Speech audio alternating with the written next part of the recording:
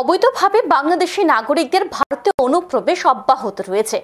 অভিযোগ যে তারা দালালের মাধ্যমে তারা ত্রিপুরাতে অনুপ্রবেশ করছে একেবারে বাঁকা পথে। শুক্রবার রাতে ফের এক বাংলাদেশি নাগরিককে আগরতলা রেল স্টেশন থেকে আটক করেছে পুলিশ। শনিবার এই বাংলাদেশিকে সোপর্দ করেছে আদালতে। আগরতলা জিআরপি থানার ওসি তাপস দাস কি বলেছেন এই বিষয়ে শুনবো একবার।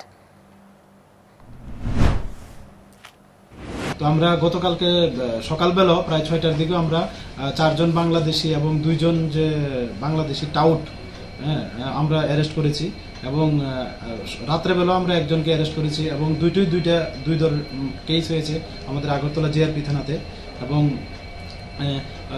যাদেরকে সকালবেলা অ্যারেস্ট করেছে কালকে আমরা ওনাদেরকে মহামান্য আদালতে প্রেরণ করেছি এবং এর মধ্যে আমরা একজনকে রিমান্ডও পেয়েছি এবং যিনি গত রাত্রেবেলা অ্যারেস্ট হয়েছেন আজকে আমরা ওনাকে মহামান্য আদালতে প্রেরণ করব এবং ওনাকেও পুলিশ রিমান্ড চাবো।